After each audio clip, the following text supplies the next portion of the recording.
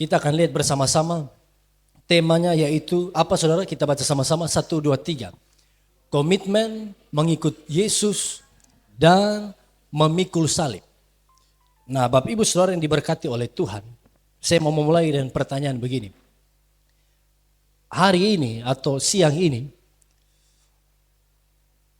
coba renungkan. Apakah kehidupan saya dan saudara sungguh-sungguh sudah menjadi seorang pengikut Kristus atau tidak?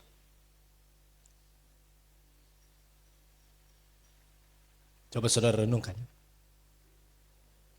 Apakah saya di tanggal berapa hari? 12 April 2026 saya betul-betul punya gaya hidup, punya karakter yang mencerminkan pengikut Kristus atau belum? Makanya lewat khotbah hari ini saya berdoa supaya setiap kita bisa mengerti apa arti mengikuti Yesus. Bagaimana memulai perjalanan sebagai pengikut Yesus. Iya kan?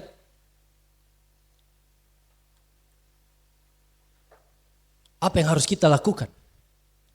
Kalau kita sungguh-sungguh mau menjadi pengikut Yesus Kristus. Karena Bapak Ibu tidak bisa dipungkiri banyak orang yang berpikir bahwa memikul salib itu artinya pakai kalung salib. Sekarang kan maknanya sudah begitu berubah sampai salib berbicara soal dekorasi gereja, salib berbicara soal kalung, cincin, atau saudara mau gambar salib di testa, baru datang supaya orang tahu saya pengikut Yesus. Tapi kira-kira apa arti mengikuti Yesus yang sejati, saudara? Apa makna dari memikul salib? Ada yang mau kasih tanggapan di awal ini sebelum kita lihat? Menurut pribadi saudara, menurut saudara secara pribadi, pikul salib itu apa?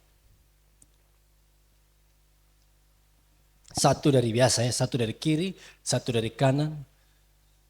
Silakan. Siapa mau kasih jawaban? Kira-kira memikul salib itu artinya apa? Bebas. Dari kanan dulu. Buka pintu. Musikas panas mesin dulu. Ini baru habis bahasa Inggris tadi. You have been so good. Ini sekarang sudah memikul salib. Ayo. Apa kira-kira makna memikul salib menurut saudara pribadi?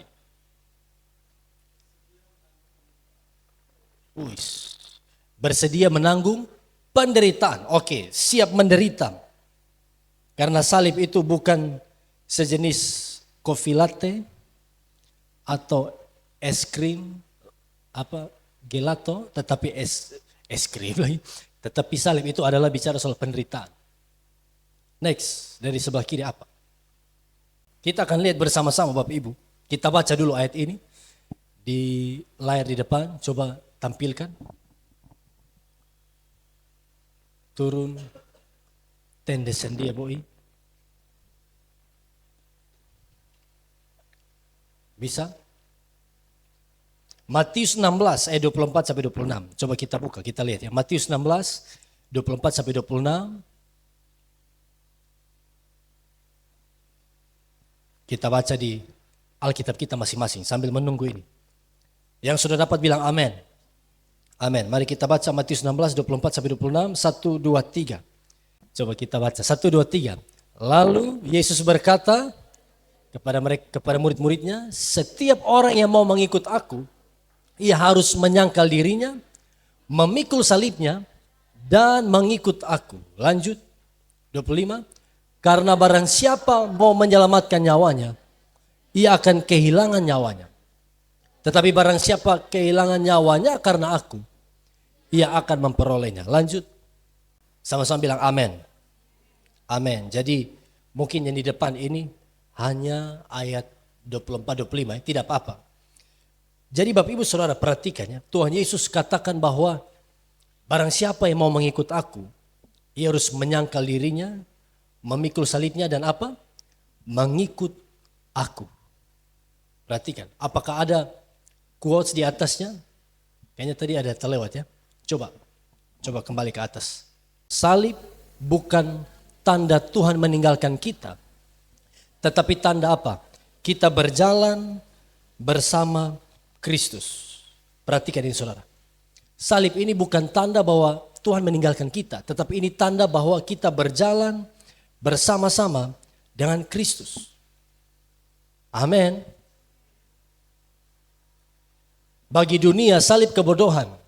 Bagi dunia salib adalah akhir. Tetapi bagi orang percaya salib itu adalah gaya hidup kita.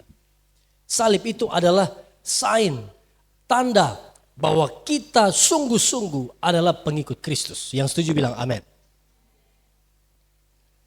Sebelum kita lihat di PowerPoint ini Bapak Ibu, saya mau ajak kita untuk lihat konteksnya dulu. Coba next, kembali ke ayat yang tadi. Jadi kira-kira dalam hal apa Yesus katakan ini? Mungkin sering ya kita dengar khotbah ini. Tapi saya mau ajak kita untuk lihat konteksnya. Pada hari itu saudara, di ayat-ayat sebelumnya, coba sama-sama lihat ayat sebelumnya. Petrus baru saja buat kesalahan. Kesalahan apa? Tuhan Yesus kan sampaikan nubuatan tentang penderitaannya. Tuhan Yesus bilang anak manusia akan menderita, lalu mati, lalu bangkit pada hari yang ketiga. Itu di ayat 21 kalau tidak salah ya, ayat 21 sampai ayat 23. Tidak ada di depan ini tapi kalau Bapak Ibu lihat nanti di Alkitab fisik itu ada. Yesus bilang anak manusia akan menderita. Perhatikan ini konteksnya. Lalu Petrus bilang begini. Petrus tarik Yesus. Bapak Ibu kalau baca di Alkitab di ayat 22. Petrus tarik Yesus. Lalu tegur Yesus. Bayangkan orang yang berani tarik Tuhan Yesus di samping hanya PU. Ada di sini berani tarik Tuhan Yesus. Tuhan Yesus ada berdiri baru kaget. Gandhi datang. Tidak ada yang berani. PU tarik saudara. Lalu PU bilang apa? Orang Kupang bilang PU. PU bilang begini. Hal itu sekali-kali takkan menimpa engkau. Tuhan kiranya Allah menjauhkan hal itu dari engkau. Saudara ini kan respon manusia ya. Ya dia tidak mau Yesus menderita. Tapi saudara tahu Yesus bilang apa pada PU? Petrus tidak bilang begini. Engkau luar biasa. Engkau muridku yang setia. Bukan. Yesus bilang begini saudara. Nitu wango lu setan. Lu iblis. Yesus bilang begitu. Karena apa? Dia bukan memikirkan apa yang dipikirkan Allah. Tapi dipikirkan manusia. Sesudah peristiwa ini. Waktu Yesus hari dia baru Yesus bilang. Setiap orang yang mau mengikut aku. Dia harus menyangkal diri, pikul salib dan mengikut aku. Dari sini kita tahu. Yesus lagi hardik, lagi tegur kesalahan Petrus. Kesalahan apa? Apa pola pikir Petrus? Petrus berpikir Yesus tidak menderita, Yesus tidak harus menderita, Yesus harus dilindungi, Yesus harus jadi raja Israel. Perhatikan. Ini mindsetnya Petrus nih. Yesus harus jadi Mesias dan dia tidak boleh mati. Lalu Yesus Yesus tutup dengan apa? Setiap orang yang mau mengikut aku, bukan hanya aku. Setiap orang yang mau mengikut aku, ia harus menyangkal dirinya, memikul salibnya dan mengikut aku. Artinya apa? Pikiran-pikiran yang lama, pikiran manusia, rancangan manusia yang salah harus ditundukkan. Seturut dengan kehendak Allah. Yang setuju bilang amin. Ini dari konteksnya. Jadi ayat ini bukan berdiri sendiri. Ada latar belakangnya. Petrus harus bertobat. Petrus harus sadar bahwa pikiran Allah berbeda. Makanya kita harus mengerti apa yang menjadi isi hati Tuhan. Kehendak Tuhan dalam kehidupan kita. Amin saudara. Secara cepat. Kalau kita analisa ayat ini Bapak Ibu. Dari bahasa Yunani ada beberapa pengertian. Coba next turun. Kita langsung lihat ke depan ini. Ya. Di frasa pertama Yesus bilang begini, setiap orang yang mau mengikut aku, mengikut ini dari kata telei. Yesus pakai kalimat begini, setiap orang yang mau mengikut aku, coba sama-sama bilang mengikut Yesus. Apa pengertiannya di sini? Berarti saudara, orang-orang yang pikul salib, orang-orang yang menjadi pengikut Kristus, itu harus berdasarkan kemauan pribadi. Self decision. Atau keputusan sukarela. Karena Tuhan bilang setiap orang yang mau mengikut aku. Amin. Itu keputusan sukarela, bukan paksaan. Mengikut Yesus bukan paksaan, tetapi keputusan sukarela. Saudara ada di sini misalnya, memilih ibadah di gereja Aperon ini, GPD Aperon. Itu keputusan pribadi saudara dan harus jadi pilihan pribadi kita. Tidak boleh karena hanya sekedar diajak, tidak boleh hanya karena ikut rame. Yang lebih parah lagi, saudara datang ibadah karena apa? Kok orang Kristen dong ibadah, beli tetangga dong yang di kos sebelah ibadah. Masa beta cuma di rumah saja. Jangan saudara.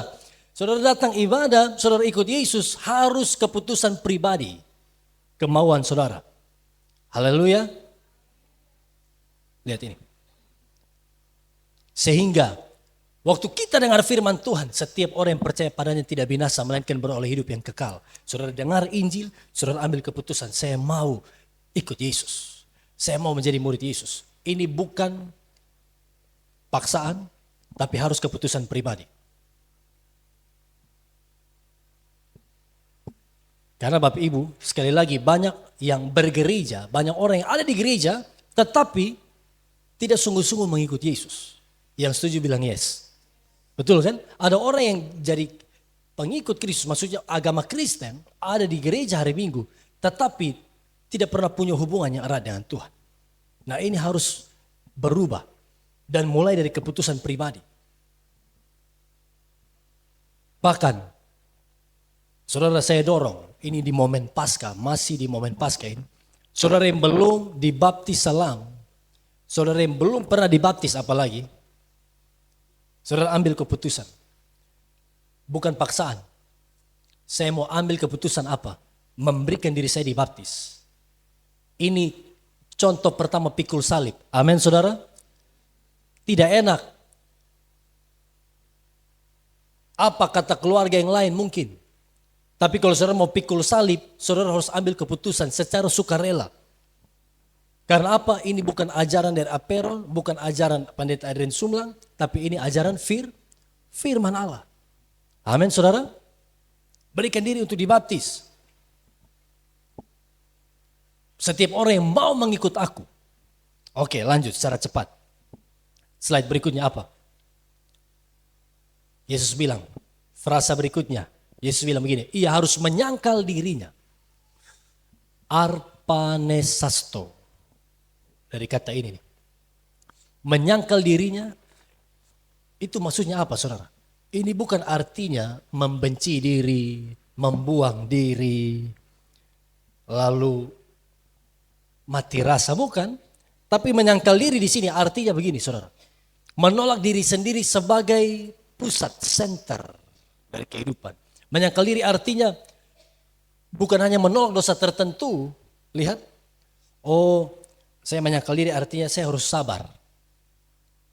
Saya harus lembut seperti Yesus. Tapi masih curi uang juga. Ini bukan menyangkal diri. Menyangkal diri itu menyerahkan seluruh ego kita, seluruh ego manusia. Pikiran kita, nanti kita akan lihat sebentar. Ia harus menyangkal dirinya.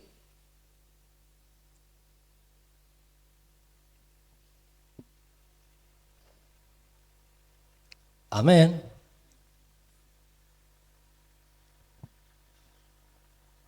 Jadi menyangkal diri berarti apa?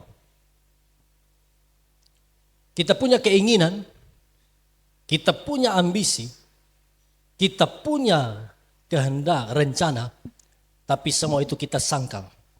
Kita tundukkan kepada kehendak Tuhan Yesus Kristus. Amin saudara. Ini artinya menyangkal diri. Deny himself. Lanjut. Frasa berikutnya apa?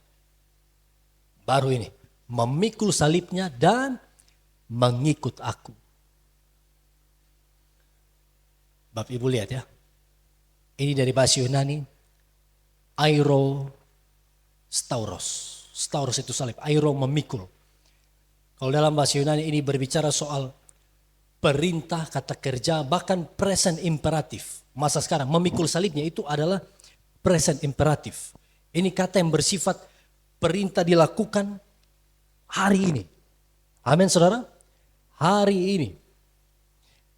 Walaupun Yesus omong ini 2000-an tahun yang lalu, tapi sifat kalimat ini adalah dilakukan pada hari apa? Hari ini, present.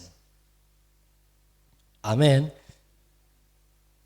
Kita akan tahu grammar, misalnya bahasa Inggris ada past, betul ya?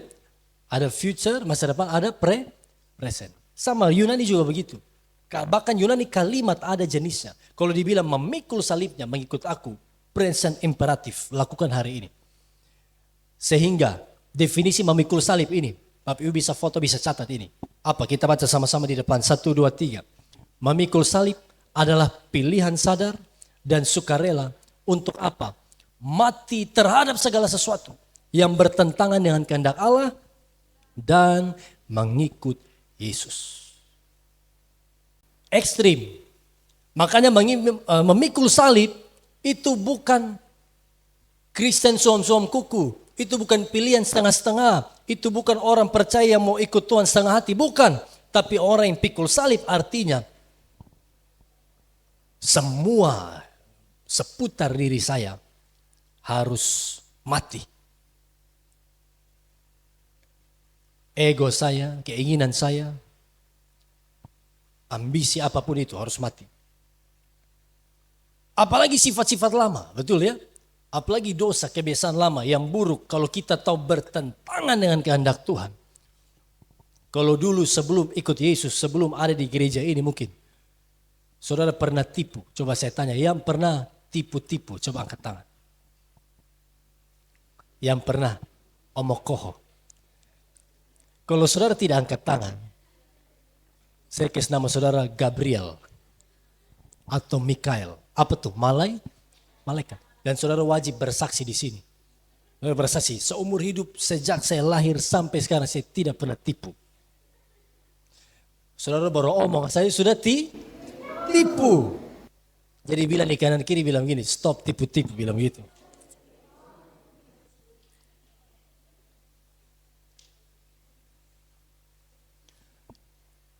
Amin. Yang nona-nona juga. Itu anak muda lainnya.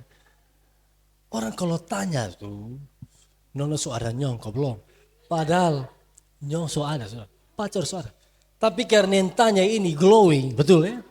Yang tanya ini keren pu. Nona so ada nyong kau belum? Belum. Dia terputar sama ki ulat bulu di pohon asam. Makanya, saudara lihat. Ini sama yang tipu-tipu ya, suka tipu-tipu. Bertobat. Ya suka curi-curi. Curi-curi aja kamu ini. Bertobatlah. Ya. Video ada tuh. Itu kehidupan lama, manusia lama semua. Dan itu harus mati, saudara. Ikut Yesus artinya kita pikul salib. Amin, saudara. Lihat. Pilihan sadar untuk mati terhadap segala sesuatu yang bertentangan dengan kehendak Allah demi mengikuti Yesus. Itu sebabnya the moment we decide to become His followers, waktu kita menentukan sebagai pengikut Yesus, menentukan diri atau memutuskan sebagai pengikut Yesus, kita sudah harus ambil keputusan. Saya sudah mati terhadap daging. Saya harusnya sudah mati, disalibkan bersama Kristus. Daging kita. Amin saudara. Paulus kan bilang begitu, nanti kita lihat ayatnya. Semua, apapun. Sekarang saya tanya lagi, siapa di antara kita yang masih, mungkin ya kita sadar diri masih punya banyak keinginan-keinginan yang salah. Keinginan yang salah. Harapan salah, oke? Oke. Jadi tidak etis kalau saya tanya dari mimbar, enda pun apa enda? Bukannya, masih ada. Keinginan yang salah, keinginan jahat, itu harus dimatikan. Lihat Petrus tadi, Petrus punya kebodohan, maaf ini bahasa kasar. Petrus tidak mengerti, Petrus punya keinginan adalah Yesus harus tetap hidup, Yesus harus jadi Mesias. Tapi Yesus bilang begini, iblis, aku tidak memikirkan apa yang dipikirkan Allah. Setiap orang yang mau mengikut aku harus menyangkal diri, pikul salib. Amin saudara. Lihat ini. Next, lanjut. Nah, kalau bagi orang Yahudi, bahkan orang Romawi, orang-orang pada zaman itu saudara, karena kita kan sekarang tidak pernah lagi praktek salib, betul kan? Pernah saudara lagi sekolah dulu di SMP baru tiba-tiba guru salibkan teman saudara. Tidak pernah kan? Kita tidak tahu soal salib. Tapi hari itu kalau orang-orang bicara soal salib, Stauros ini, itu adalah hukuman mati. Waktu memikul balok salib menuju tempat kematian, tempat eksekusi. Makanya waktu Yesus bilang barang siapa yang mengikut aku memikul salib, artinya dia sedang berjalan menuju kematian. Amin saudara. Pikiran mereka adalah ini eksekusi, ini kematian, penghukuman. Orang pikul salib memikul kayu yang akan menggantung dia sebentar. Tapi kita tidak tafsirkan sekarang secara harafiah. Amin saudara. Bukan harafiah. Jangan lalu, siapa nih? Icel, lalu telepon di Mebel. Om, pesan balok 2. Beta mau pikul salib. Bukan. Tapi ini makna rohani. Artinya apa tadi? Artinya apa? Siap mati terhadap diri sendiri. Siap tinggalkan semua ambisi, semua keinginan demi kehendak Tuhan Yesus Kristus. Tepuk tangan dulu buat Tuhan kita. Next, lanjut. Nah ini. Jadi kalau kita jabarkan secara umum, pick up the cross atau pikul salib itu artinya apa? Mati terhadap hak-hak diri sendiri. Mati terhadap ambisi pribadi. Mati terhadap citra diri. Mati terhadap kenyamanan. Kekristenan tidak pernah mengajarkan kita untuk hal-hal ini. Amin saudara. Orang yang pikul salib artinya apa? Dia akan sabar menanggung penderitaan meskipun diperlakukan tidak adil. Meskipun dia difitnah. Dia tidak balas jahat dengan jahat. Tapi dia balas jahat dengan parang. Bukannya dia jahat balas dengan baik. Mati terhadap hak diri sendiri. Tidak ada lagi mindset pemikiran begini. Tuhan, nah ini kan murid-murid punya mindset. Kami sudah tinggalkan semua. Tuhan, kami sudah tinggalkan cita-cita kami. Kami sudah iring Tuhan, yang hamba-hamba Tuhan, yang sekolah-sekolah Alkitab, sekolah teologi. Apa yang kami dapat sekarang Tuhan? Tidak ada lagi itu. Kita sekarang melayani Tuhan saudara. Tuhan mau angkat, Tuhan mau promosi, Tuhan mau berkati berlimpah-limpah, atau Tuhan mau izinkan proses pun, kita tetap siap pikul salib. Bilang amin. Tidak ada lagi hak-hak kita di hadapan Allah. Mati terhadap ambisi pribadi. Setiap ambisi, keinginan, ini keinginan jahat yang bertentangan dengan firman Allah, itu sudah harus dimatikan, disalibkan. Citra diri, kenyamanan. Oh, saya hanya mau setia ikut Tuhan kalau setiap bulan Tuhan jamin saya 10 juta. Saya hanya mau setia ikut Tuhan kalau Tuhan jamin saya dapat pekerjaan yang baik. Kalau saya, apalagi saya sudah dapat rumah dulu baru saya mau all out pada Tuhan. Bukan.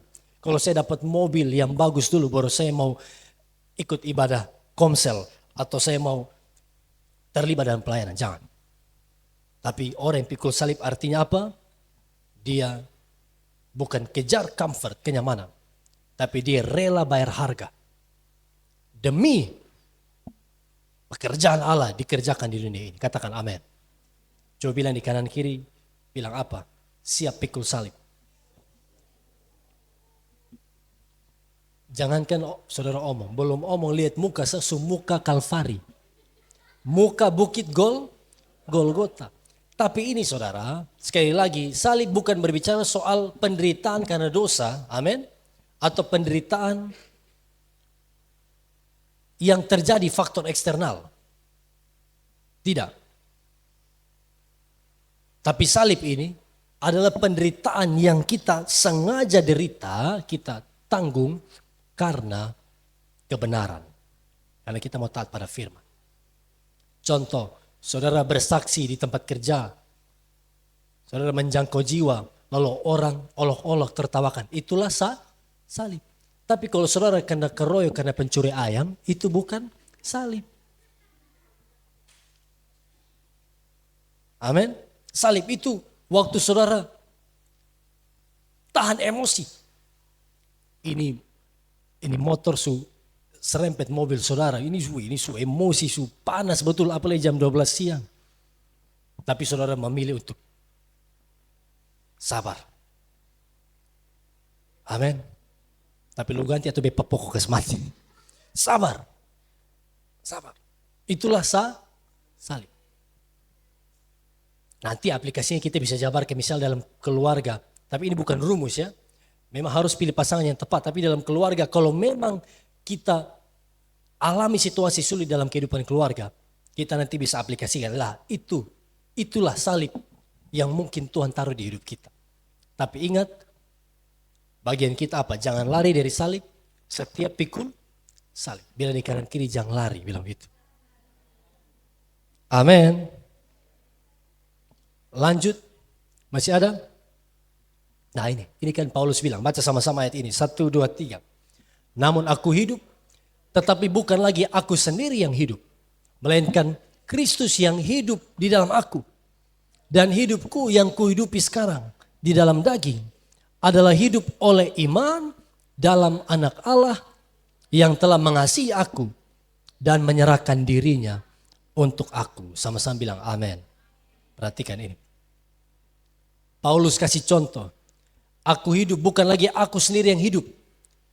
Tetapi apa? Kristus hidup dalam aku. Artinya apa? Firman, kehendak Tuhan. Hidup pikul salib. Setiap keinginan yang salah kita tanggalkan untuk apa? Untuk hidup seturut firman Allah. Dan hidupku yang kuhidupi sekarang di dalam daging adalah hidup oleh iman dalam anak Allah yang telah mengasihi aku. Menyerahkan dirinya untuk aku. Sama-sama bilang begini. Aku hidup bukan aku lagi. Bukan kita sendiri lagi hidup. Tetapi apa? Kristus di dalam kita. Sama-sama bilang Kristus di dalam saya. Ini pikul salib. Amin saudara. Kalau aku yang dulu, kita yang dulu, rokok, mabok itu dulu. Satu hari, satu slof. Satu hari kalau minum, berapa biasa? Yang peminum dulu. Apa? 1 liter. Bayangkan 1 hari 1 liter saudara. Bulan kedua, puji Tuhan mati. Itu kita yang dulu.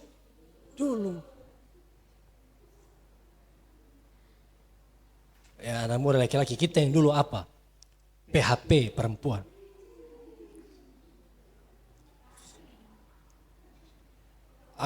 Ibu Agus tahu PHP. PHP, teleponkan pakai PHP. PHP itu pemberi harapan palsu. Mungkin kita yang dulu adalah playboy kelas kecamatan. Betul kan? Dulu. Tapi sekarang kelas provinsi. Lebih ngeri lagi saudara bukan? Sekarang apa? Sudah bertobat. Itu kita yang dulu. Kalau kita yang dulu saudara, ibadah jam 9, jam 10, ambil handuk 10.15. Itu dulu. Tapi sekarang ibadah jam 10, buka mata jam 12.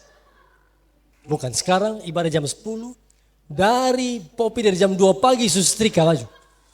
Bayangkan jam 5 tidur ulang sampai sore. Sekarang saudara, ibadah jam 10. Siap hati dari kapan? Hari sebelumnya. Oke, siap hati dari hari sebelumnya. Berarti pagi-pagi sudah siap.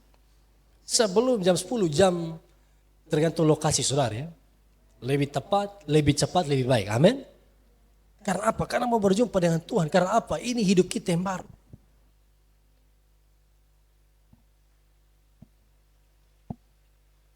Kalau dulu saudara menyembah tidur. Sekarang saudara menyembah. Serius kali ini. Ini yang serius. Dulu menyembah tidur. Sekarang saudara menyembah. WL baru angkat tangan, saudara lompat di sini. WL baru mari menyembah Tuhan. Jangan justru saudara histeri sendiri. Tapi saudara sekarang punya gaya penyembahan yang berkenan di hadapan Tuhan. Amin saudara. Bilang di kanan kiri, bukan kamu lagi yang hidup, Kristus di dalam kamu. Bilang begitu. Kita yang dulu saudara, ini saya jarang bahas ini, tapi ini kan aplikasi sudah sampai di sini. Waktu kasih kolekte 2000 ramah sampai rusak. Sudah 2000 boleh ramah sampai rusak di tangan. Tapi kita yang sekarang saudara, haleluya.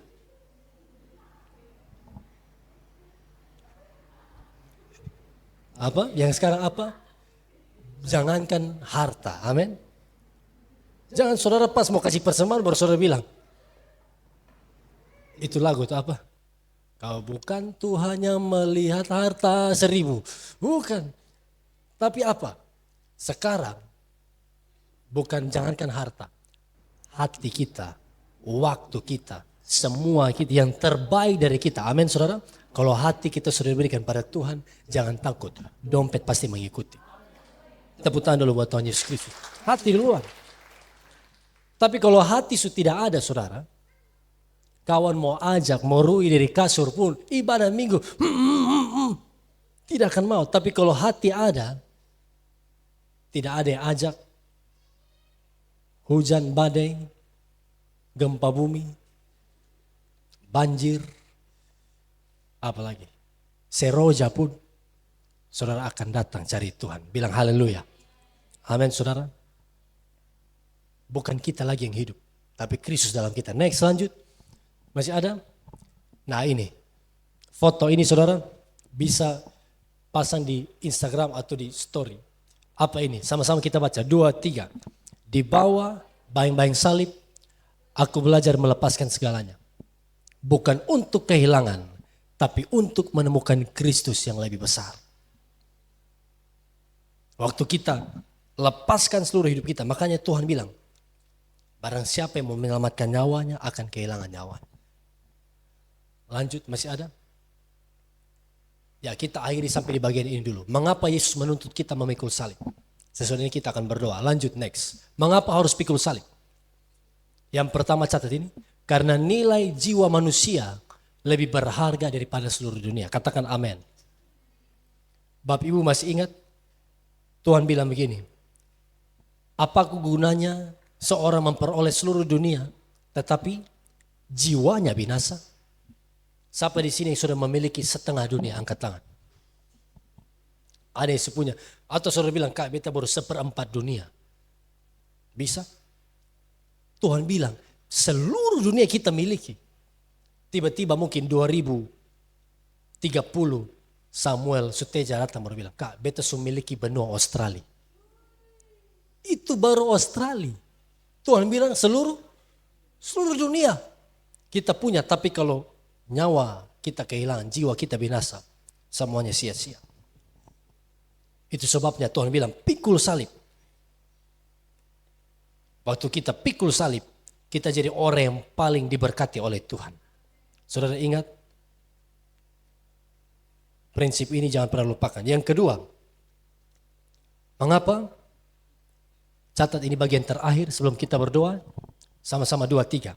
Karena hanya dengan kehilangan hidup lama, kita memperoleh hidup baru yang kekal.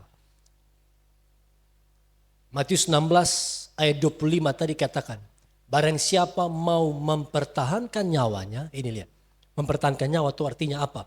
Mempertahankan dosa, mempertahankan nafsu, mempertahankan kedagingan, mempertahankan ambisi dan pikiran kita sendiri. Tuhan bilang akan kehilangan nyawanya. Tapi barang siapa yang kehilangan nyawanya demi aku, saudara rela pikul salib, saudara rela tidak balas jahat dengan jahat, tapi mengampuni, saudara rela matikan ambisimu, cita-cita pribadimu yang salah untuk Kristus. Tuhan bilang, barang siapa yang kehilangan nyawanya, ia akan memperoleh nyawanya. Ini lebih tepat, bahkan lebih besar. Bukan hanya nyawa di sini, bukan hanya hidup hari ini, tetapi waktu kita pikul salib, oh haleluya, inilah tiket masuk free pass, bukan XX1, bukan tiket masuk Dufa, no, tapi ini tiket masuk hidup yang kekal. Katakan amin. Artinya waktu pikul salib, kita akan siap menerima mahkota kemuliaan. Orang yang pikul salib akan melihat keselamatan kekal Tuhan berikan dalam kehidupan kita. Mari Bapak Ibu, pilihan di tangan kita. Saudara mau jadi orang percaya yang ikut kehendak pribadi? Atau saudara mau berkata hari ini, ya Tuhan, karena ini adalah perintah Tuhan, kehendak Tuhan, saya mau tinggalkan segala-galanya. Dan saya mau ikut Kristus. Biarlah kehendak Tuhan, hati Tuhan, visi kerajaan Allah itu yang terjadi atas kehidupan saya. Bukan kehendak saya pribadi. Amin. Walaupun sakit, walaupun menderita. Ingat pikul salib tidak enak. Yesus pikul salib, dia kasih contoh duluan. Lewat dolorosa dan mati di kayu salib. Yesus bayar harga. Hari ini kita yang sudah diselamatkan diberikan anugerah. Bagaimana respon kita? Apakah kita mau ikut keinginan kita sendiri lalu binasa, atau kita mau pikul salib? Saudara yang mau pikul salib, mari kita berdiri bersama-sama. Mari pemusik maju ke depan.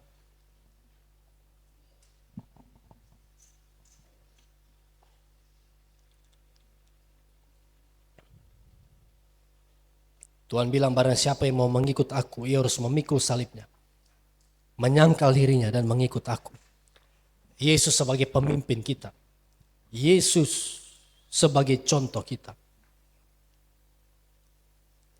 Mari Bapak Ibu, kalau selama ini hubungan kita dengan Tuhan hanya sebatas hari Minggu, mari kita buat komitmen. Apa Tuhan, saya mau bangun hubungan yang erat dengan Tuhan. Saya mau ambil keputusan untuk mengiring Tuhan dengan setia. Mari kita tundukkan kepala kita bersama-sama, tutup mata kita.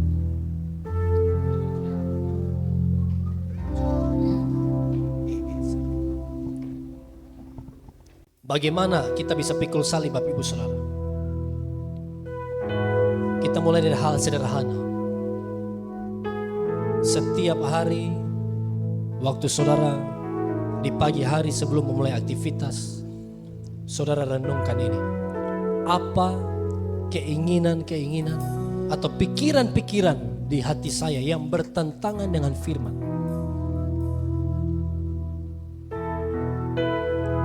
Sekali lagi, setiap hari saudara renungkan pertanyaan ini, renungkan hal ini. Apa pikiran atau keinginan-keinginan saya yang bertentangan dengan firman? Saya harus taklukkan itu. Mungkin pikiran kita adalah saya mau ikut Tuhan kejar kenyamanan. Buang itu saudara. Mungkin pikiran kita adalah saya mau ikut Tuhan sambil berdosa. Buang itu. Mungkin pikiran saudara, saya mau balas ini orang sangat jahat, saya harus tunjukkan bahwa saya lebih jahat dari dia. No, itu harus ditanggalkan. Itu manusia lama. Mungkin ada pikiran yang muncul di hati kita. Hari ini saya mau menyerah, hari ini saya mau lepaskan semua. Tapi tidak saudara. Tuhan bilang pikul salib. Bahkan Alkitab katakan pikul salibnya setiap hari.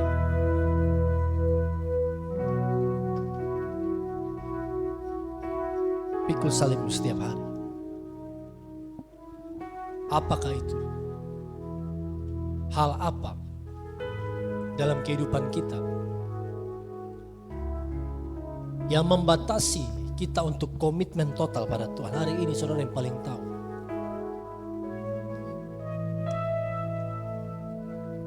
Tuhan Yesus bilang begini, tidak ada seorang pun bisa mengabdi pada dua Tuhan. Kalau kita menyembah Tuhan, ikut Tuhan, mari total setia pada Tuhan. Amin. Ini pesan buat saya dan saudara. Anak-anak muda yang masih belum bisa matikan nafsu, dosa, pacarannya tidak kudus. Hari ini ambil komitmen saudara. Tuhan, saya mau taat pada Tuhan. Saya mau iring Tuhan. Berapa di antara kita yang mau ambil komitmen ini? Ya, saya mau jadi pengikut Yesus. Saya mau belajar pikul salib. Hari ini saya cari Tuhan, saya beribadah bukan karena nyaman, bukan karena mau beribadah atau enak untuk beribadah, tapi hari ini adalah panggilan saya. Saya harus setia pada Tuhan. Saudara, taruh tangan kanan di dadamu yang mau ambil komitmen, mau pikul salib dan ikut Yesus setiap hari. Taruh tangan kanan di dadamu. Mari kita katakan seperti Rasul Paulus. Sama-sama katakan ini, hidupku sekarang. Ikuti saya, katakan ini, hidupku sekarang bukan aku lagi, melainkan Kristus di dalamku. Haleluya, haleluya. Kalau ku hidup, mari angkat tangan kita berdoa. Ku hidup, hatiku tetap menyembahmu. Dunia tak bisa menjauhkanku dari kasih-Mu. Katakan, selama ku hidup, ku hidup bagimu. Oh, mata kami, hati kami tertuju pada Tuhan, tertuju pada kehendak. Oh, menjauhkanku dari kasih-Mu. Sekali lagi, kalau ku hidup bagimu. Katakan, kalau ku hidup bagimu. Oh, hatiku tetap menyembahmu. Dunia tak bisa menjauhkanku dari kasih-Mu. Oh, selama ku hidup bagimu. Mataku tetap memandangmu. Dunia tak bisa menjauhkanku dari kasih-Mu. Haleluya, haleluya. Tuhan, kami sudah dengarkan firman-Mu ya Tuhan. Hamba-Mu berdoa dalam nama Tuhan Yesus Kristus. Firman ini tidak berlalu begitu saja, tapi firman ini tertanam di tanah hati yang baik ini. Roh Kudus, tolong kami, mampukan kami semua untuk bisa menghidupi firman-Mu. Kami menjadi pengikut-pengikut Kristus yang setia pikul salib, yang mengikuti Yesus, yang mengutamakan firman-Mu ya Tuhan. Kami percaya kami tidak perlu kejar berkat, hal-hal yang lain itu Tuhan akan cukupkan dalam kehidupan kami. Tapi yang paling utama adalah kami harus kembali pada Tuhan. Dan kami mau komitmen ikut Tuhan dengan cara Tuhan, sesuai firman Tuhan, bukan dengan cara kami, bukan mengikuti keinginan kami. Tolong setiap kami Tuhan, dalam nama Yesus Kristus. Berkati kami, baik yang berlutut di depan, yang merendahkan diri, maupun semua kami yang ada di ruangan ini yang mengerti firman ini.